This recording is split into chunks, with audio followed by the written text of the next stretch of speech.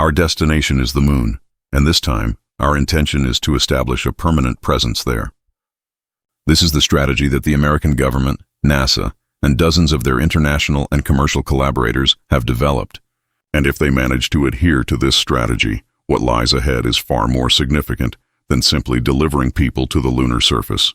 Getting there safely is challenging, but it's not the most difficult aspect. We've accomplished that previously. However, what follows is something completely unprecedented. Construction on the moon is essential.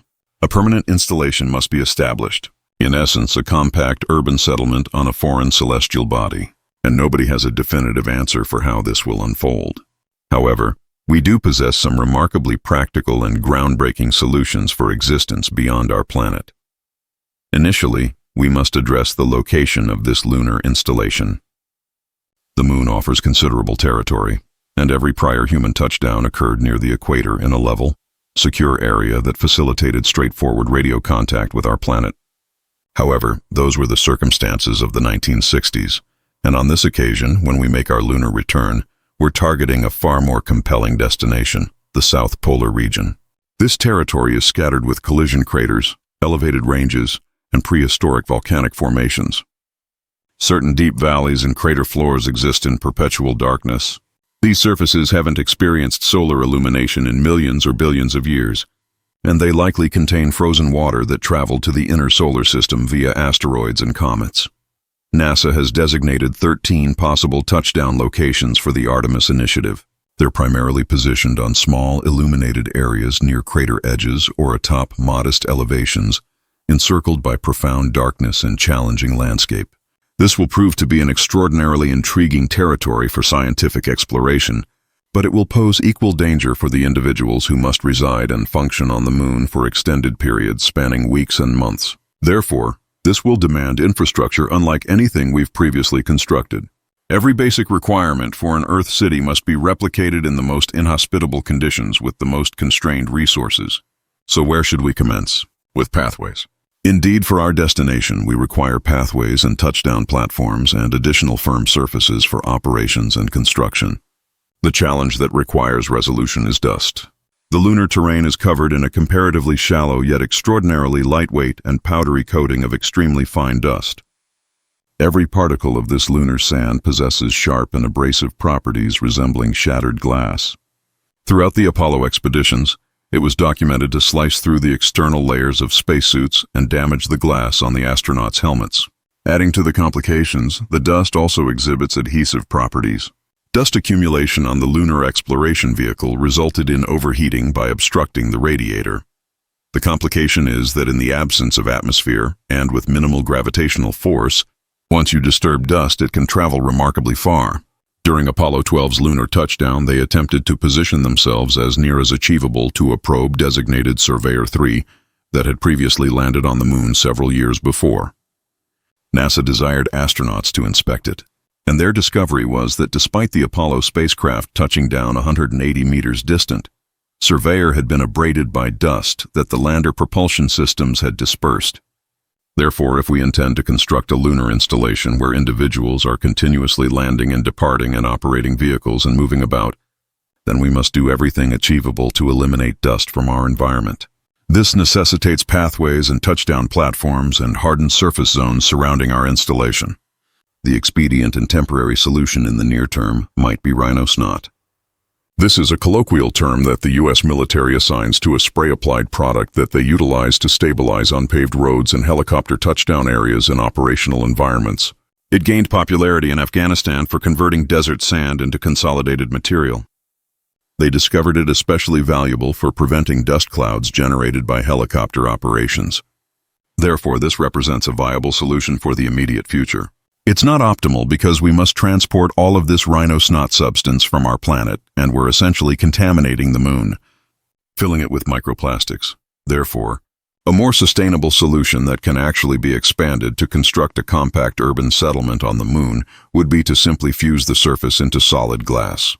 This is something that the European Space Agency is currently developing with an experiment designated PAVR. Scientists have been utilizing simulated lunar dust and a high-powered laser to experiment with fusing the dust into a solid glass-like surface. This is a concept that somewhat originated in 1933 when people theorized that you could construct roads through Earth's deserts simply by fusing the sand. The logic seems sound, correct? Glass is essentially fused sand.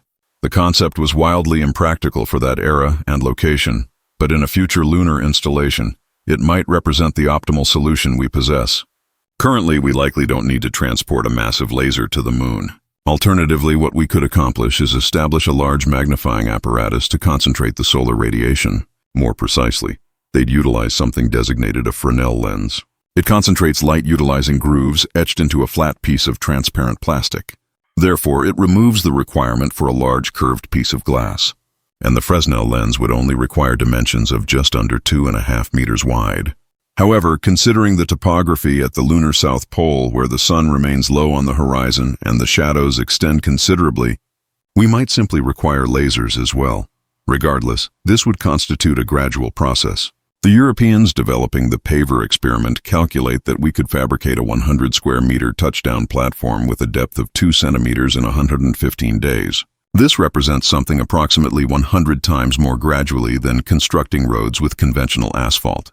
Therefore, it's a substantial undertaking, but we're going to dedicate considerable time operating on the moon. Our fundamental transportation will be pressurized exploration vehicles like this one being created by the Japanese space program in collaboration with Toyota, also designated as the Lunar Cruiser. Exploration vehicles like this will serve as our method of movement around the lunar installation, without having to constantly enter and exit spacesuits throughout the day. You transfer directly from your pressurized dwelling to your pressurized exploration vehicle and then to the subsequent structure. This is also our method of exploring deep into unexplored territory. Lunar Cruiser is fundamentally a recreational vehicle for the moon. It can accommodate 2 astronauts on an expedition that can extend for 30 days or longer and would be energized by a hydrogen fuel cell. Currently, possessing a recreational vehicle is impressive and everything, but where do we reside? Well, we must differentiate between temporary accommodation and permanent. Constructing a lunar installation won't materialize instantaneously, and NASA has already engineered our initial lunar dwelling. They designate it the Foundation Surface Habitat.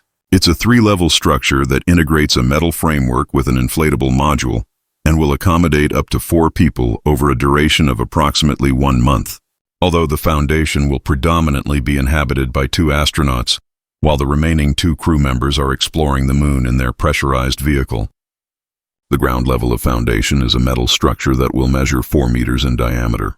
It houses the airlock and EVA suits plus a science station for geological experiments with lunar samples. Astronauts ascend a ladder to access the 2nd level in the inflatable module. This expands to 6.5 meters in diameter. This is also where we'll locate the hygiene and exercise equipment. There's also a biology laboratory where astronauts will examine the effects of the lunar environment on plants and animals. Ascending to the 3rd level is the primary living space for the crew. There are sleeping quarters, a medical station, kitchen, and computer workstation. There is also a human research laboratory where astronauts themselves become the test subjects in an investigation of how extended habitation on the moon impacts the human body. Currently, if we can advance beyond the foundation period, then we must begin constructing permanent structures on the moon, something that delivers a level of protection and security.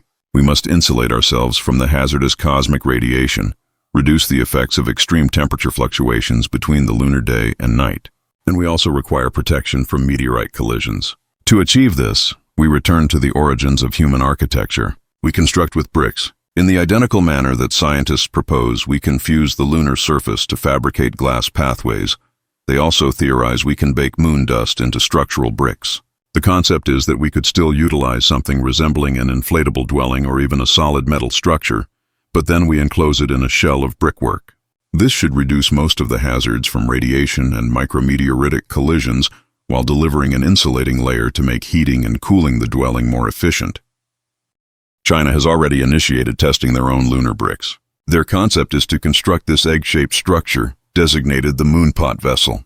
The construction would be executed by robots and integrate traditional Chinese construction methodologies with bricks fabricated from lunar soil in addition to 3D printing. In 2024, China initiated an experiment to fabricate bricks from 5 different simulated lunar soil compositions and tested 3 distinct methodologies for heating the soil into solid rock. Then in November, they transported those bricks to the Tiangong space station, where they were positioned on an external experiment rack.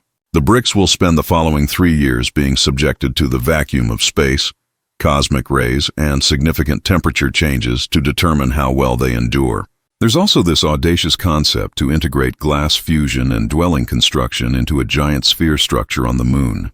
This appears extraordinary, but a U.S. company designated Skyports has secured funding from the NASA Institute for Advanced Concepts to advance the concept. What they accomplish is essentially just glass blowing on a massive scale. You heat the moon dust until it transforms into a molten substance. Then you utilize compressed gas to inflate it into a large sphere.